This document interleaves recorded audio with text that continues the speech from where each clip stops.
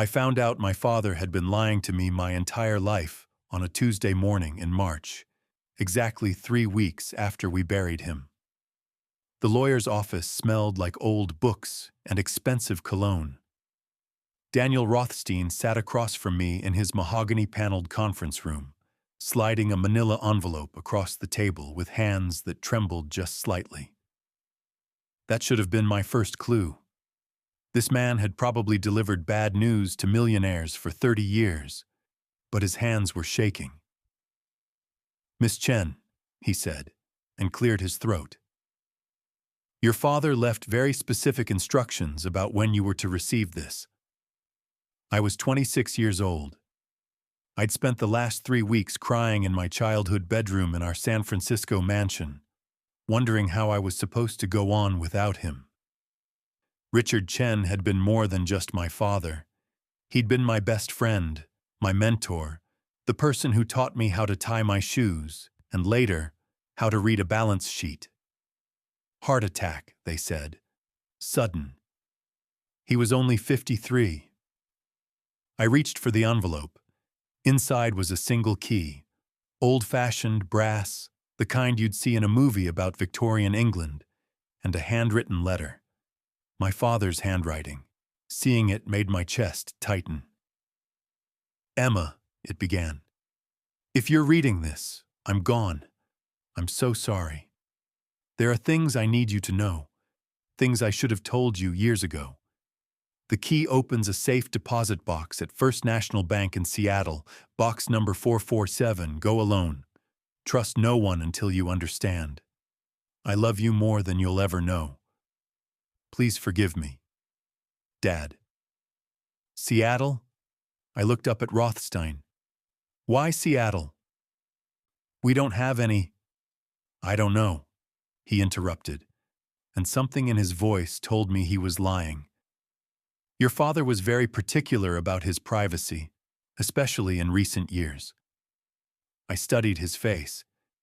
We'd known Daniel Rothstein since I was 12. He'd been to our house for dinner. He'd watched me graduate from Stanford. But right now, he wouldn't meet my eyes. "What else did he leave me?" I asked. Rothstein opened a leather folder. The house, of course. The investment portfolio, approximately $47 million. His stake in Chen Technologies. The usual trusts and accounts. He paused. And a list of 12 addresses across the United States. Addresses? Properties. Your father apparently owned them through various LLCs. They weren't part of his regular estate. He wanted you to have the list separately. He slid another paper across the table. I scanned it. Portland, Austin, Chicago, Denver, Nashville, Boston, Phoenix, Atlanta, Minneapolis, Detroit, Philadelphia, Miami. Cities scattered across the country like pins on a map. Next to each address was a 6-digit number. What are these properties? I honestly don't know. He never discussed them with me. The LLCs are all structured to maintain privacy. No public records worth examining. I sat back in the leather chair, the key heavy in my palm. My father had been the founder and CEO of Chen Technologies, a cybersecurity firm worth over $200 million. He'd built it from nothing, working 16-hour days, teaching himself to code when I was still in elementary school. He was brilliant, driven, completely transparent about his business dealings. Or so I'd thought. Why would he keep properties secret? I asked, more to myself than to Rothstein. The lawyer stood up, signaling the meeting was over. But as I gathered the papers, he said something that made my blood run cold. Before we find out what the lawyer said, if you're enjoying this story and want to hear more mysteries and thrillers like this, please hit that subscribe button and turn on the notification bell. Your support truly means the world to this channel and helps me bring you more captivating stories every week. It takes just 2 seconds, but it makes a huge difference in keeping this channel going. Now, Back to Emma's story. Your father called me 2 days before he died. He said if anything happened to him, I should tell you to be careful. He said some secrets are buried for a reason. I drove to Seattle that same afternoon. 4 hours alone in my car, my father's letter on the passenger seat, my mind spinning through memories like a broken film reel. Had there been signs? Moments when he'd seemed distant, preoccupied? Late-night phone calls he'd take in his study with the door closed. Business trips that felt too frequent, too sudden. Or was I rewriting history, finding patterns that had never existed? The bank was downtown, a stone building that looked like it had stood there since the 1920s. Inside, the air was cool and quiet. I presented the key and my identification to a woman whose name tag read, Margaret. She studied my driver's license for what felt like an eternity. Box 447, she finally said. This way, please. She led me down a flight of stairs into a vault lined with safe deposit boxes. The walls were thick concrete, no windows, no cell service. Margaret inserted her key and mine into box 447, turned them simultaneously, and pulled out a long metal drawer. Take your time, she said, and left me alone in a small viewing room. My hands were shaking as I opened the drawer. Inside were 3 items: a USB drive, a burner phone still in its packaging, and a photograph. The photograph made me sit down hard in the metal chair. It showed my father, younger, maybe in his early 30s, standing next to a woman I'd never seen before. She was beautiful, dark-haired, laughing at something off camera. My father's arm was around her shoulders. They looked happy. They looked intimate. I flipped it over. On the back, in my father's handwriting, Vienna, 1998 M. 1998, the year before I was born. The year my mother supposedly died in a car accident. Something my father rarely talked about. Something that always made him sad when I asked. But who was M? I turned my attention to the USB drive.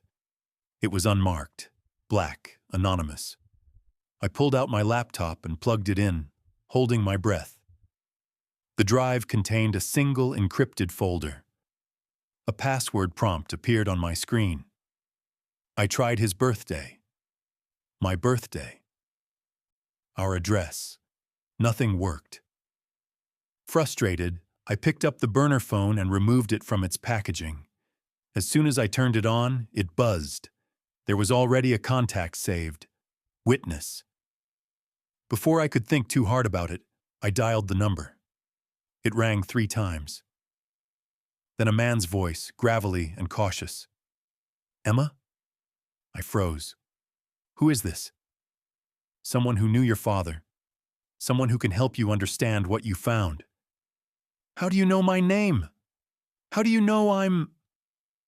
The bank monitors access to that box. I was notified the moment you opened it. Listen carefully. Your father wasn't who you thought he was.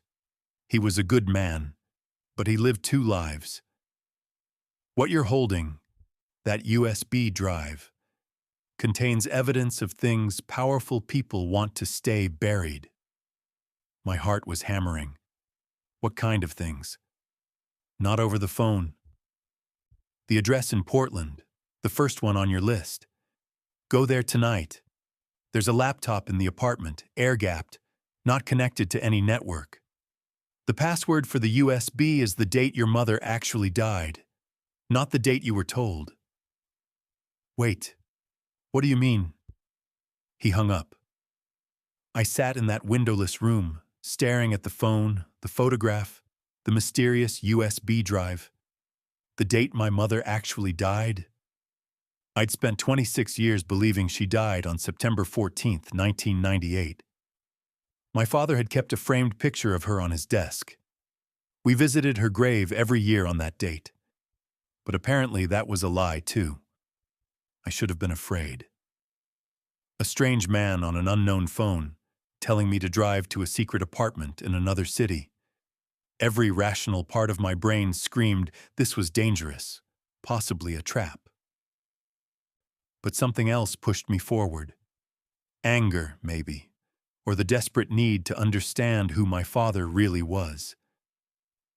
I checked into a hotel under a fake name, Alexandra Moore, a trick I'd learned from crime novels, and paid cash. Then I drove to the Portland address, a nondescript apartment building in the Pearl District, all glass and steel and anonymous luxury. The 6-digit code from my father's list opened the lobby door. Inside, I found apartment 412 on the 4th floor. The code worked there too. The apartment was empty. Not just vacant, empty.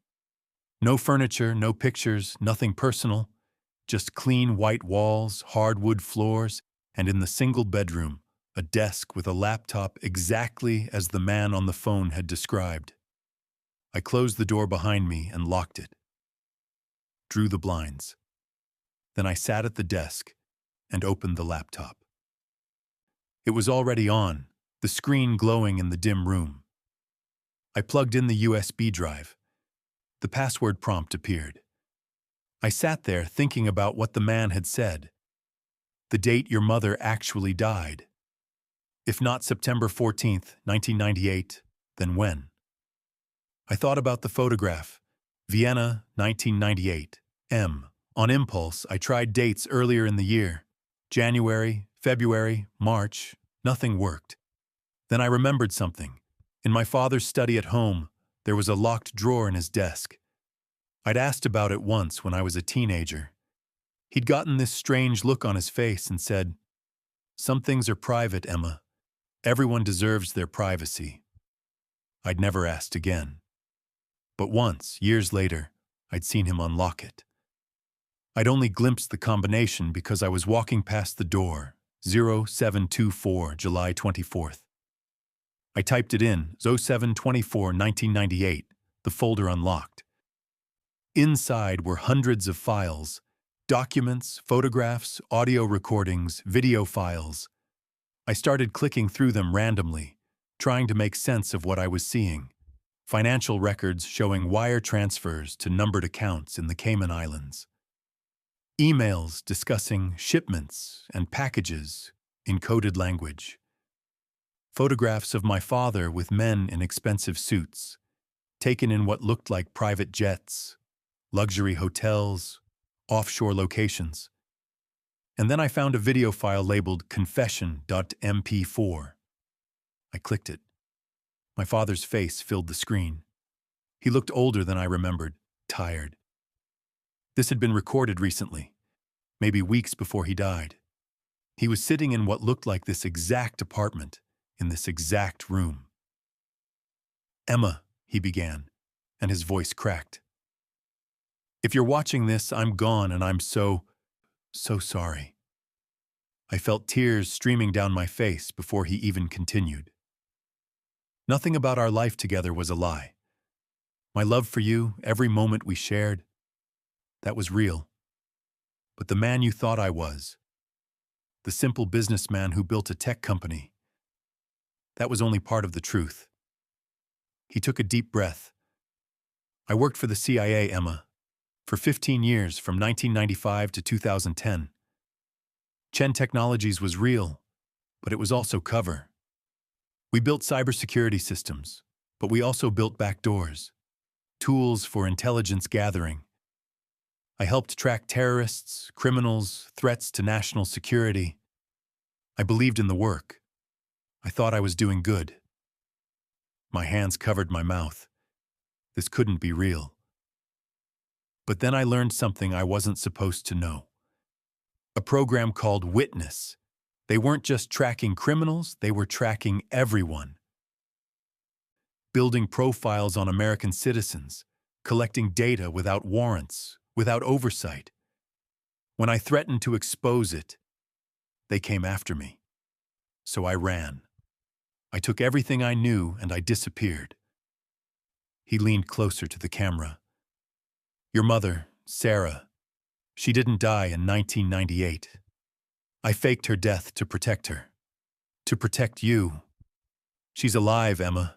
She's been living under protection, under a new identity all these years. I couldn't tell you. It was the only way to keep you safe. Her contact information is in these files. She's been waiting for you. The video continued, but I couldn't hear anything over the roaring in my ears. My mother was alive. Alive. Everything I'd believed about my life, my family, my history, it was all constructed. An elaborate story designed to keep me safe from something I didn't even understand. A knock at the door made me jump. I slammed the laptop shut and grabbed the USB drive. The knock came again, harder this time. Emma Chen, FBI, open the door. I didn't open the door. Instead, I shoved the laptop and USB drive into my bag and moved silently toward the bedroom window. We were 4 floors up, but there was a fire escape.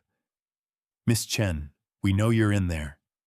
We need to ask you some questions about your father's activities.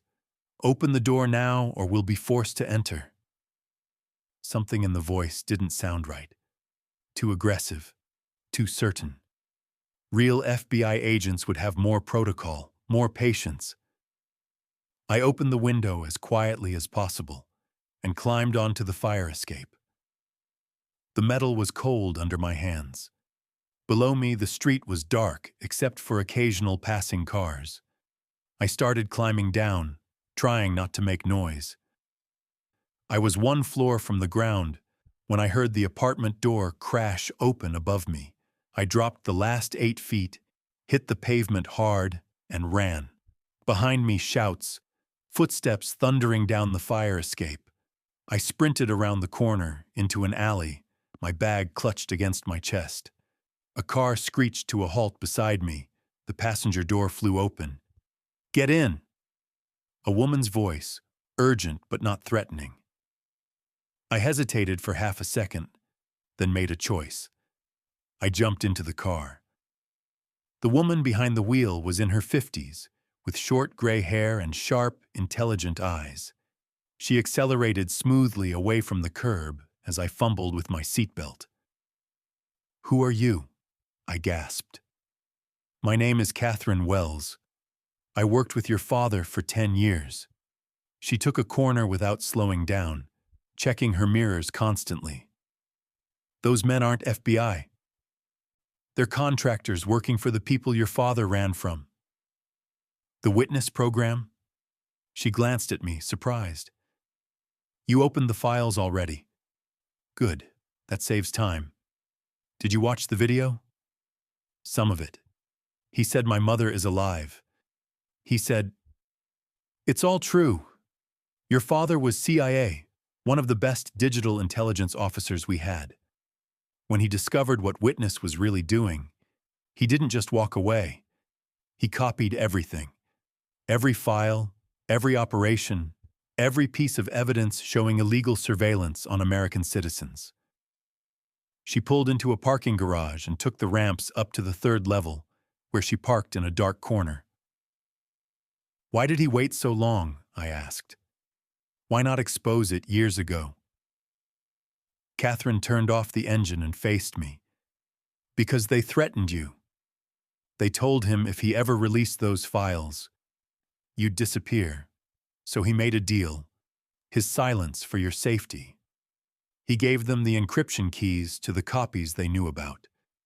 But he kept one set of files they didn't know existed. The ones you have now. And now they think I'll release them? They know you will. Your father set up a dead man's switch. If he didn't check in every 3 days, a message was sent to every major news organization in the country. The message told them that you have the files, and that if anything happens to you, the files will be automatically released. My head was spinning. So they can't hurt me?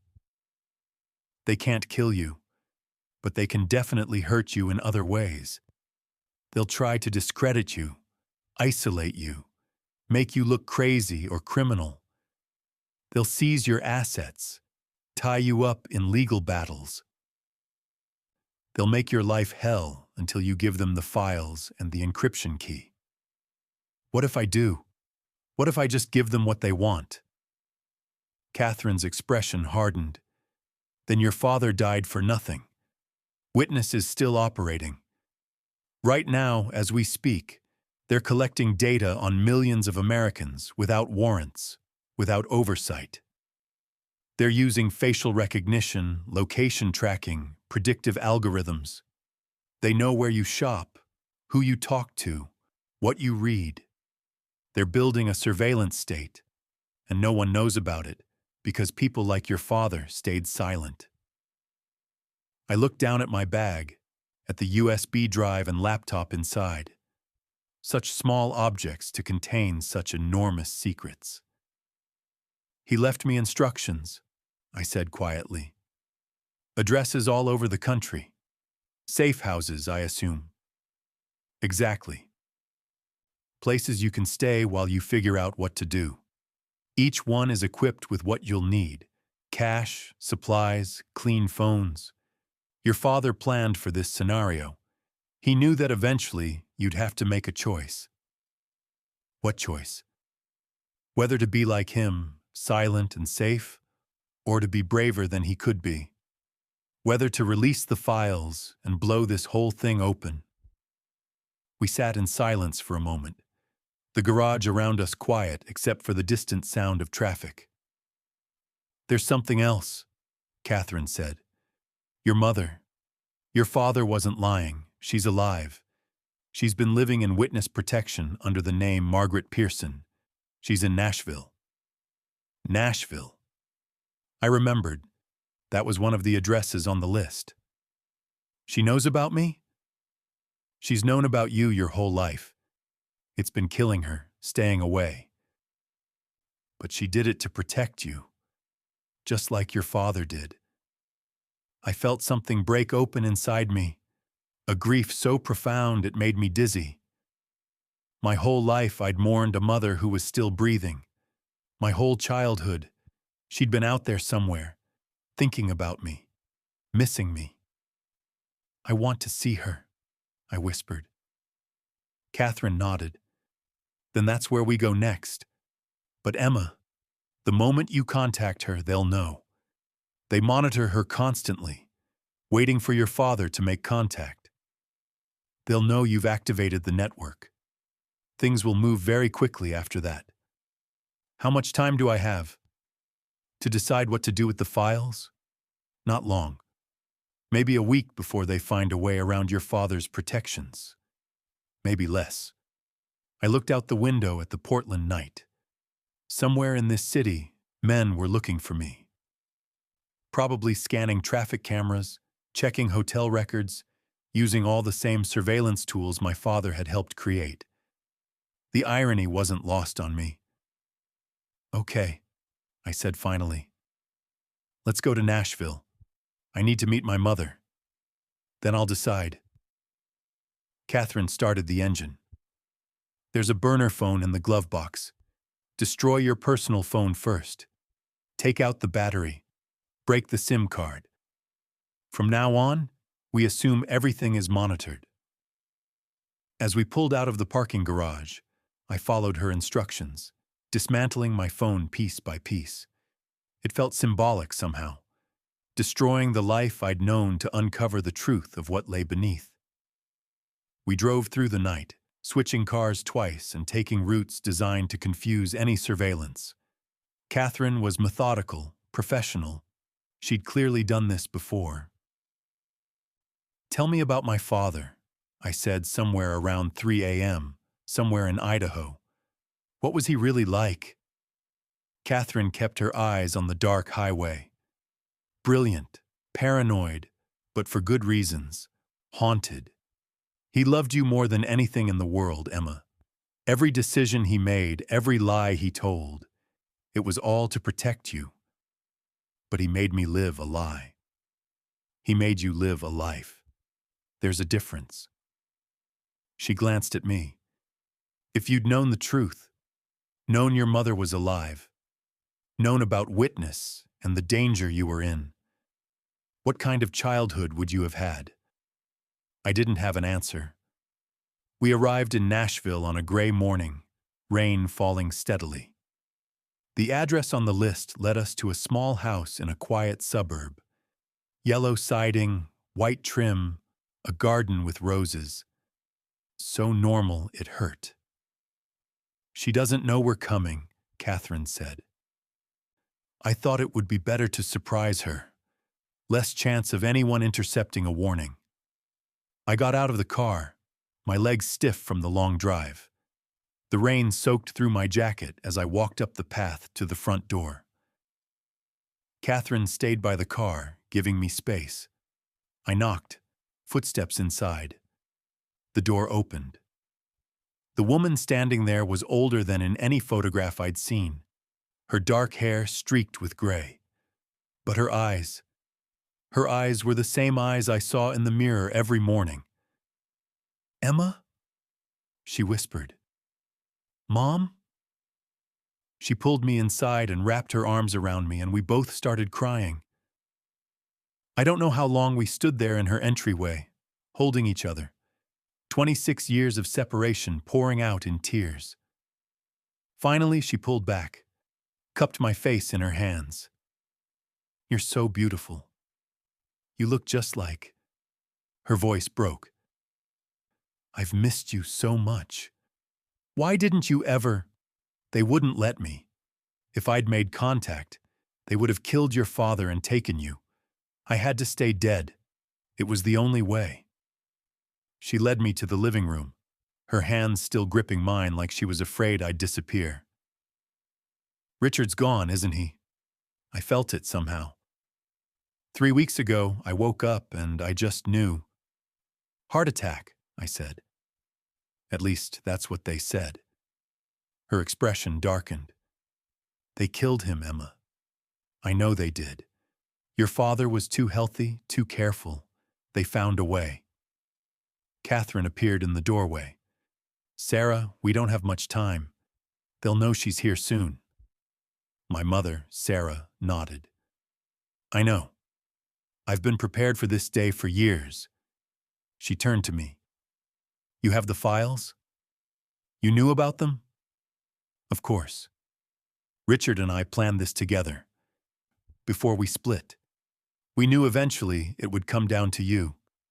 The next generation having to make the choice we were too afraid to make." She squeezed my hands. "Emma, I know this is overwhelming. I know you're angry and confused and scared, but you need to decide. Are you going to release those files?" Everyone keeps asking me that, but no one's telling me what happens if I do. Catherine stepped forward. "If you release them, there'll be an immediate investigation, congressional hearings, probably criminal prosecutions. People will go to jail. Important people, powerful people. The whole intelligence community will be in chaos. And if I don't? The surveillance continues, expands. In 10 years, maybe 20, we'll live in a country where the government knows everything about everyone. Where dissent is impossible because they see it coming before it happens. Where privacy is a memory." My mother stood up and walked to the window. "Your father gave his life to keep you safe, but he also gave you those files because he believed you were brave enough to do what he couldn't. He believed you could change things." "But I'm not a spy," I said. "I'm not a whistleblower. I'm just me. I run a small marketing firm. I have a cat named Winston. I like yoga and bad reality TV. How am I supposed to..." "The most powerful people in history were ordinary people who made extraordinary choices," my mother interrupted. "Rosa Parks was a seamstress. Harriet Tubman was born into slavery. Your father was just a programmer who learned to code in his bedroom. Courage isn't about being special, Emma. It's about doing what's right even when you're terrified." A phone buzzed. Catherine checked it and cursed. "We have to move. Now, they've triangulated the location. They'll be here in less than 10 minutes. Sarah was already moving, grabbing a go-bag from the closet. Clearly, she'd been ready for this. There's a car out back. We'll split up. Harder to track 3 people than 1. Wait, I said. I need to know more about the files. What's actually in them? Catherine pulled out her laptop. No time for a full brief, but the highlights. Witness is run by a private contractor called Sentinel Solutions. They have a $3 billion annual contract with the NSA. The files show they've been conducting warrantless surveillance on over 200 million Americans. They've got backdoors in every major tech platform.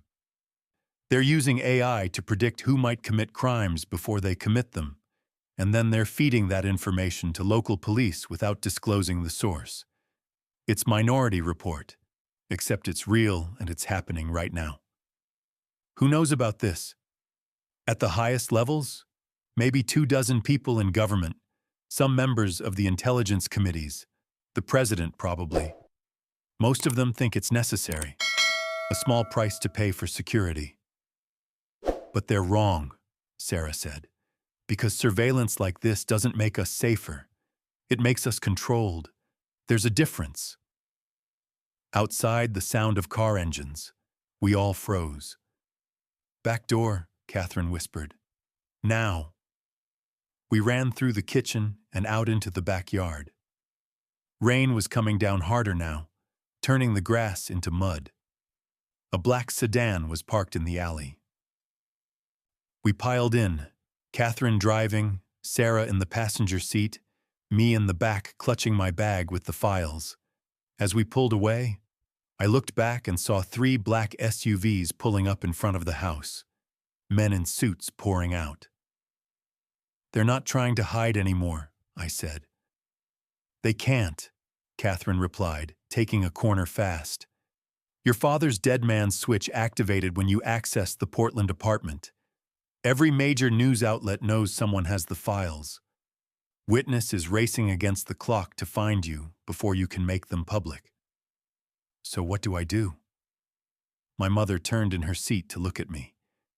You do what your father and I should have done 15 years ago. You release everything. Let the world decide what happens next.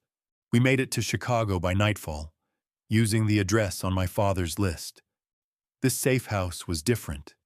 An old warehouse converted into a loft, industrial and isolated. Perfect for what we needed to do next. Catherine set up a secure workstation while Sarah made food. I sat on the couch, the USB drive heavy in my pocket, watching these 2 women who'd been living in shadows for decades.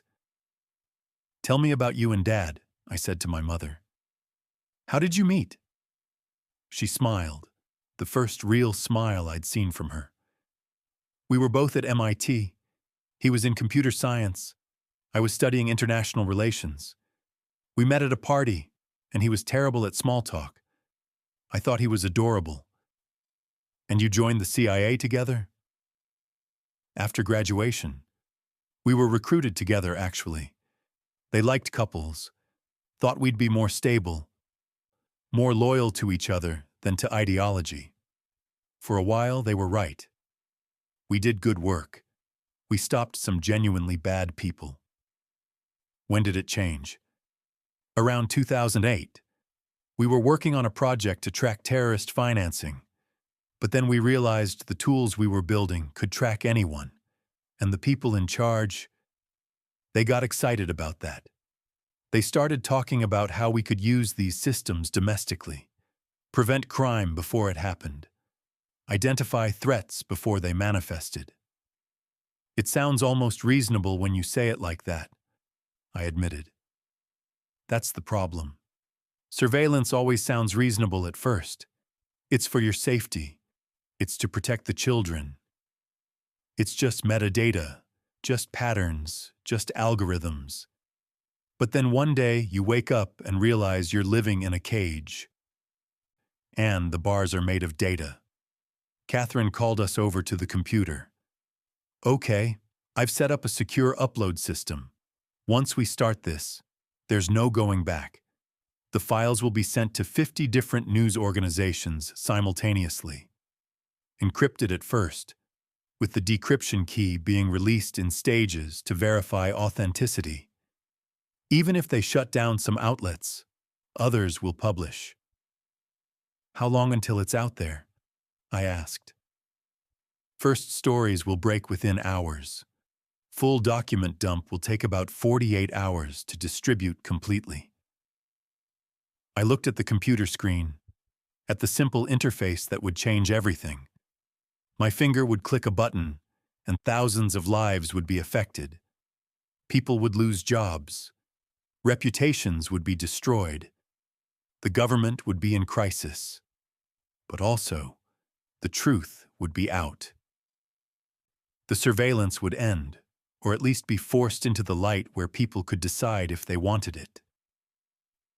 There's something else, Sarah said quietly.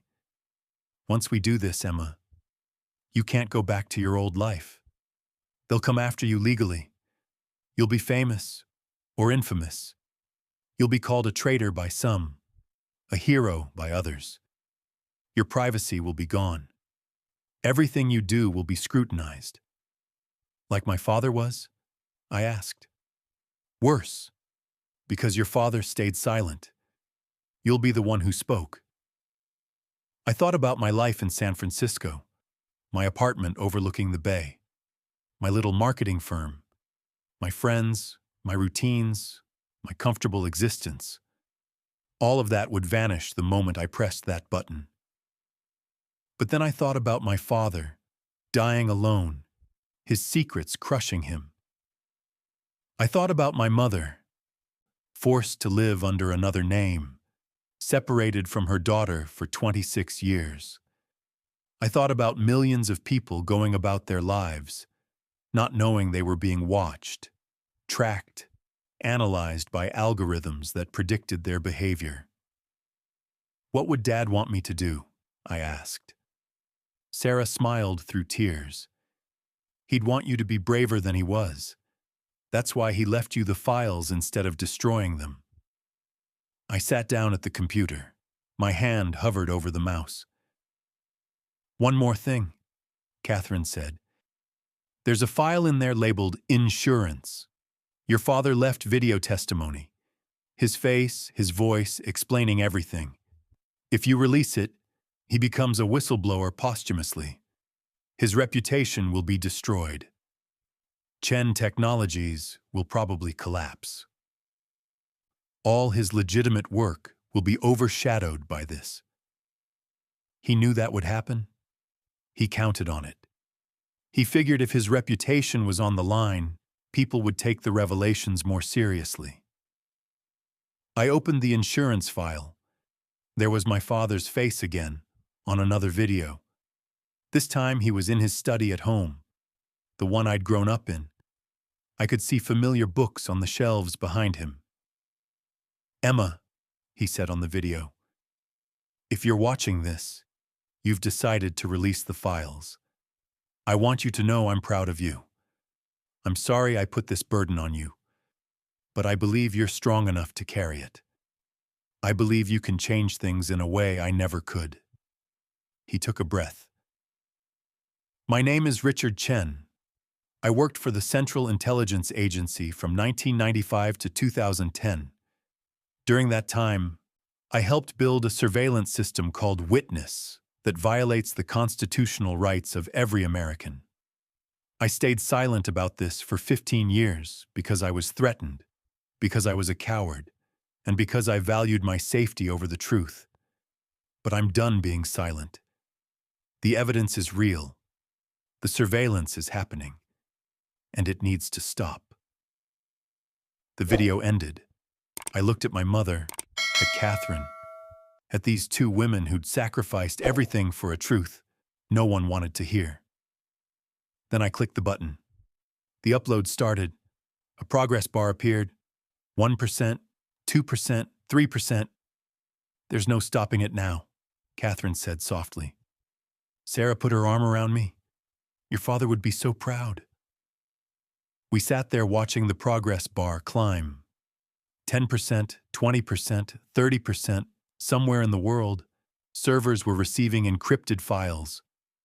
Journalists were getting notifications. Editors were being woken up with news of the biggest leak in intelligence history. At 100%, the screen changed. A simple message appeared. Upload complete, truth is sunlight. That had been my father's favorite saying. He used to say it when I was little, when I'd ask him about his work. What's the best thing about what you do, Dad? And he'd smile and say, truth is sunlight, Emma. It makes everything grow. The first news alert came through at 2:17 a.m. Catherine's secure phone buzzed. She read the message and looked up with wide eyes. Washington Post just published their first story. Massive surveillance program exposed. Leaked documents show government tracking millions without warrants. Within an hour, every major outlet had the story. CNN, MSNBC, Fox News, BBC, Reuters. My father's face was on every screen, along with mine. Chen leak was trending worldwide on social media. We watched it unfold on Catherine's laptop, the three of us sitting there in that Chicago warehouse, exhausted and terrified and somehow exhilarated. The Department of Justice issued a statement calling it a dangerous breach of national security. The president addressed the nation at 6 a.m. Eastern, looking shaken, calling for an immediate investigation while defending the need for intelligence gathering. But the cat was out of the bag. The documents were too detailed, too specific. Journalists started breaking down the technical details. Civil liberties groups filed emergency lawsuits. Congressional representatives demanded hearings. By noon, the story had shifted. It wasn't just about the surveillance anymore. It was about my father. Tech CEO's double life revealed. Silicon Valley entrepreneur was secret spy. Chen Technologies stock plummeted. Former colleagues gave statements expressing shock. People dug up old interviews, looking for clues they'd missed. They're trying to discredit him, I said, watching a particularly nasty segment on cable news, making him look like he was unstable, paranoid. That's the playbook, Catherine agreed. Can't attack the message, so attack the messenger. My mother was quieter, watching the coverage with an expression I couldn't read. Finally, she said, I should make a statement. Confirm that I'm alive, that Richard was telling the truth about everything. Sarah, no, Catherine said immediately. The moment you go public, they'll arrest you for violations of your protection agreement. They'll tie you up in legal battles for years. So, I've been hiding for 26 years. Maybe it's time I stopped. They argued about it while I scrolled through social media. The reactions were split down the middle. Half the country calling my father a hero, the other half calling him a traitor. People threatening me, people praising me. My personal information, my address, my phone number, my workplace, all leaked and spreading. My old life was over. Catherine had been right about that. 3 days after the release, the Senate Intelligence Committee announced emergency hearings. The Director of National Intelligence resigned. The CEO of Sentinel Solutions, the contractor running Witness, issued a statement denying everything, then deleted his social media accounts. And then the FBI showed up at the warehouse. We saw them on the security cameras Catherine had installed. 6 vehicles, maybe 20 agents surrounding the building. Guess we knew this was coming, Catherine said calmly. She'd been a field agent for decades. This didn't rattle her. Emma, listen to me. They're going to arrest you. Maybe all of us. But you haven't technically broken any laws. You published information that was given to you. You're a source, not a thief. That's not how they'll see it, I said. No, but it's how a jury will see it. Eventually. My mother grabbed my hand. We stay together, all three of us. We don't let them separate us. The bullhorn outside. This is the FBI. We have a warrant for Emma Chen. Come out with your hands visible. We walked out together, hands raised, into the cold Chicago morning. The agents swarmed us immediately, separating us despite my mother's protests. I was cuffed, read my rights, pushed into the back of a vehicle. Through the window, I saw Catherine and Sarah being led to different cars. My mother was crying, reaching for me. After 26 years apart, we'd had less than a week together. The agent in the front seat turned around. She was younger than I expected, with kind eyes. "For what it's worth," she said quietly, "a lot of us think what your father did was brave." Then she faced forward and we drove away. They held me for 16 hours in a federal facility. No charges, just questioning. A parade of agents asking the same things over and over. Where did I get the files? Who helped me? What else did my father leave me? I said nothing except, "I want my lawyer." When they finally released me, the lawyer waiting was not someone I'd hired. He introduced himself as Marcus Webb, sent by the American Civil Liberties Union. "You're famous," he said, as we walked out into a mob of reporters. Famous and about to become very important to a lot of people. The Senate hearing was scheduled for 2 weeks later. In that time, I became a household name. Emma Chen was typed into search engines millions of times. My college roommate sold stories about me to tabloids. My ex-boyfriend gave an interview calling me troubled. But other things happened too. Protests erupted in major cities demanding reform of surveillance programs. Tech companies started encrypting their services more aggressively. Foreign governments condemned the United States. The UN called for an investigation, and people started coming forward. Other whistleblowers, emboldened by my father's example. A contractor who'd worked on Witness confirmed everything in the documents. An NSA analyst provided additional evidence. A low-level staffer leaked internal memos showing officials had known Witness was illegal and didn't care. The dam was breaking. My mother and Catherine were released after 3 days. We reunited at a safe house Marcus arranged. Ironically, more surveillance on us now than ever. Except this time it was from journalists, not intelligence agencies.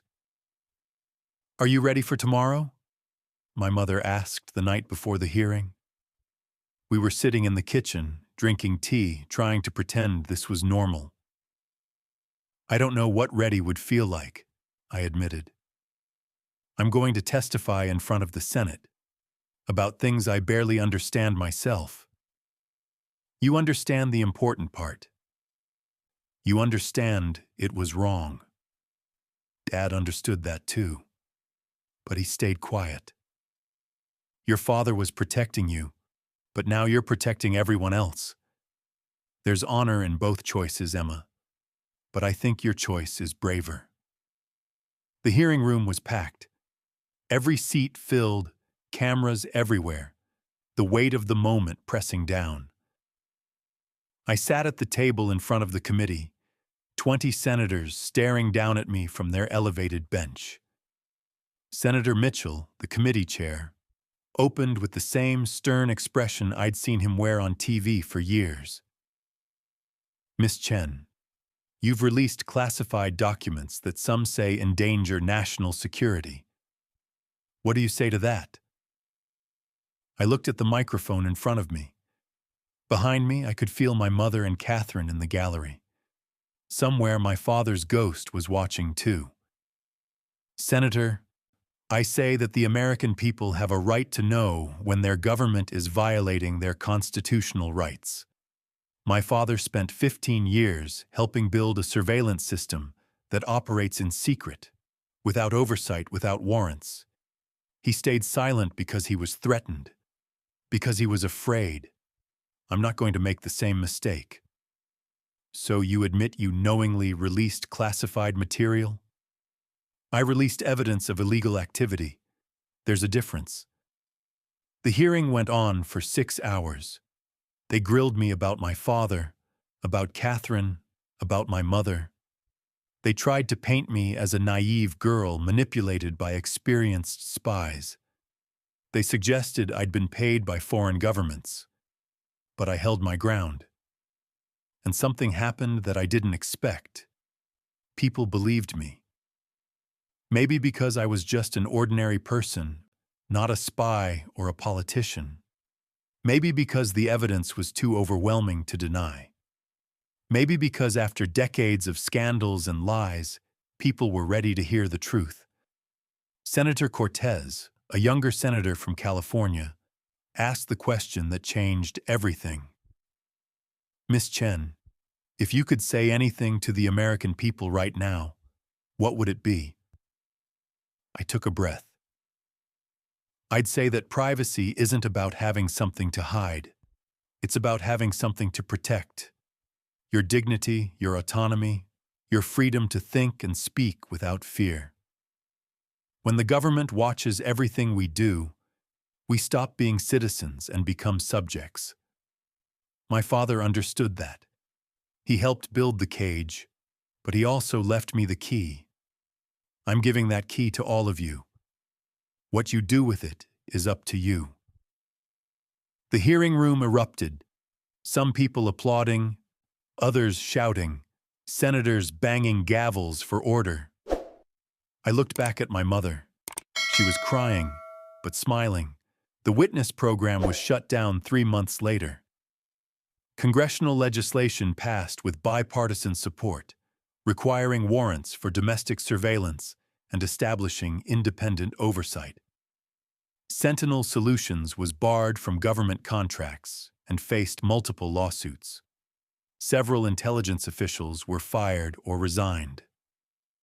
It wasn't everything. The surveillance state didn't disappear overnight. But it was pushed back into the light where people could see it, debate it, control it.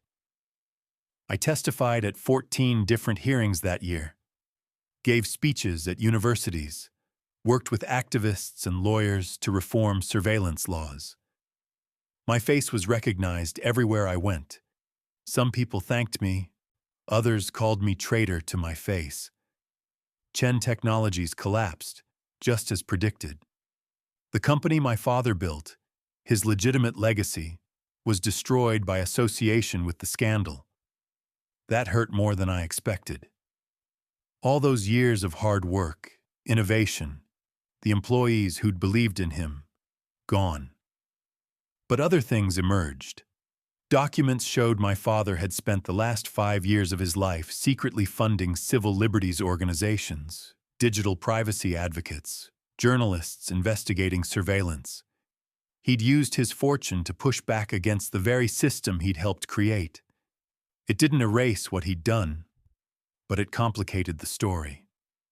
Made him human instead of just a villain or a hero. My mother and I bought a small house in Vermont. Quiet, rural, private. We spent a year just being mother and daughter, making up for lost time. She taught me to garden. I taught her how to use social media, though she mostly used it to follow cat videos. Catherine visited often. She was writing a book about her years in intelligence, about the choices agents face, about the cost of secrecy. Publishers were in a bidding war. One afternoon in spring, about a year after the hearing, the three of us sat on the porch watching the sunset. The press had finally moved on to other scandals. My face was still recognized, but less often. The death threats had slowed to a trickle. "Do you regret it?" my mother asked. "Everything you lost?" I thought about my old life. The apartment in San Francisco, the comfortable anonymity, the simple pleasures of a normal existence. Sometimes, I admitted. But then I think about Dad, how he lived with those secrets eating him alive, how he died without ever being free of them, and I think, at least I get to live without that weight. He'd be proud of you, Catherine said. You did what he couldn't.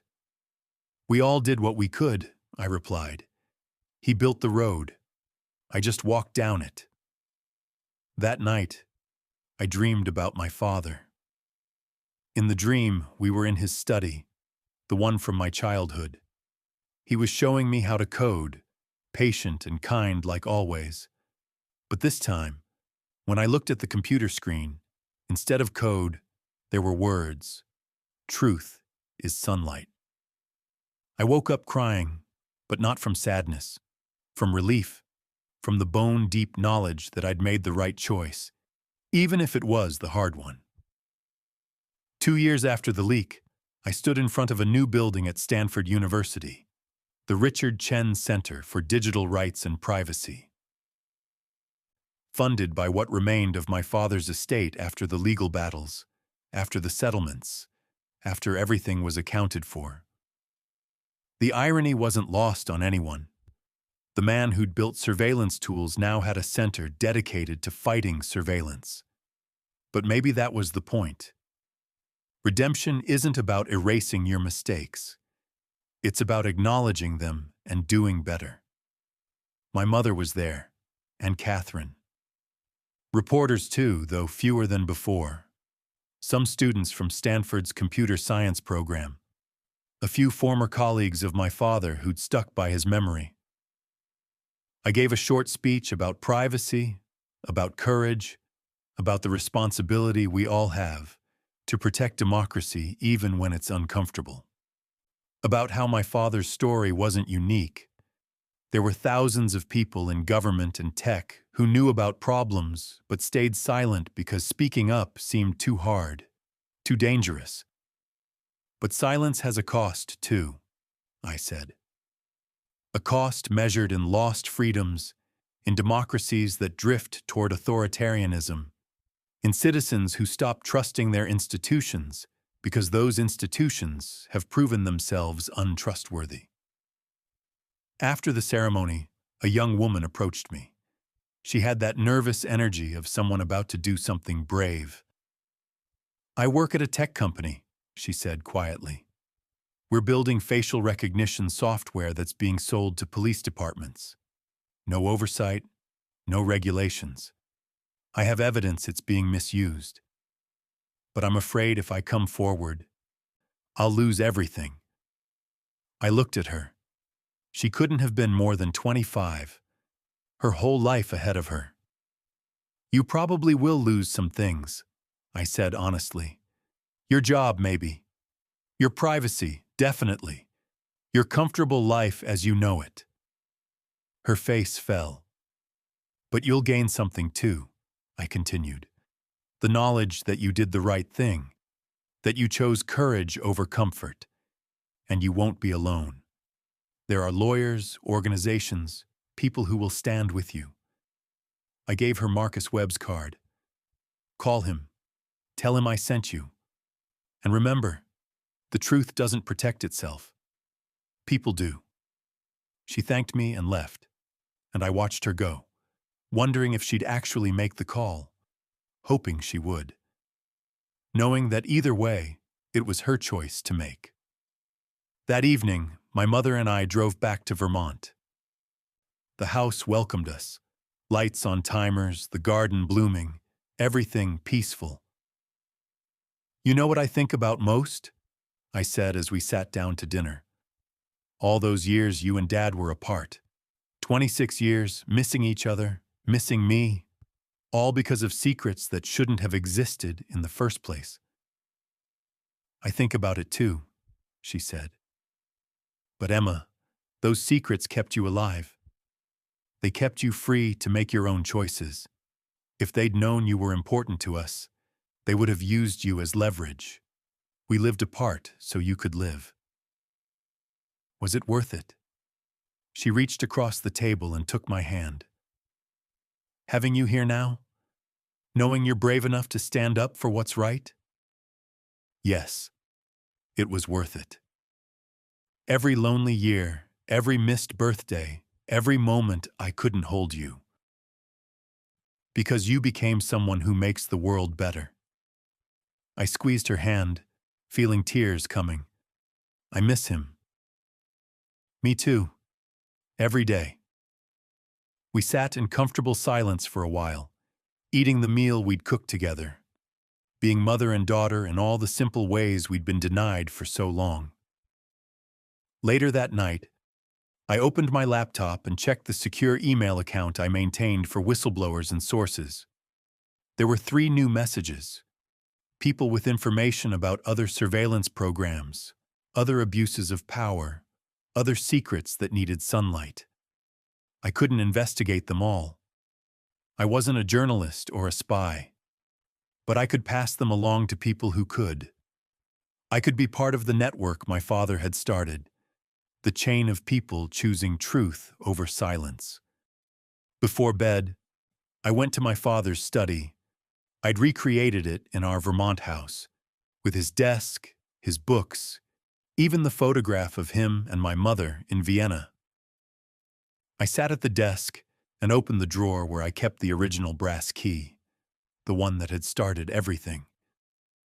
Truth is sunlight, I said out loud, to the empty room, to my father's ghost, to myself. And somewhere in the house, my mother was humming. Catherine would visit next week. The world would keep turning, keep struggling with these questions about privacy and security, freedom and safety. There would be more whistleblowers, more scandals, more battles. But tonight, in this small house in Vermont, we had won something important.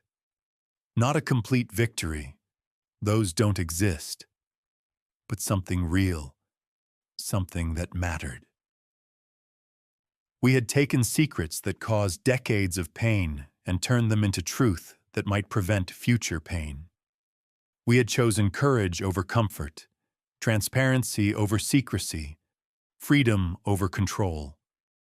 My father had lived 2 lives, one in the light and one in shadow. He died trying to reconcile them, leaving me the impossible task of finishing what he'd started. I'd like to think I succeeded. Not because I exposed witness, though that mattered. Not because I'd become some kind of public figure, though that happened too. I succeeded because I'd learned the lesson my father spent his whole life teaching me. That ordinary people have extraordinary power when they choose to use it.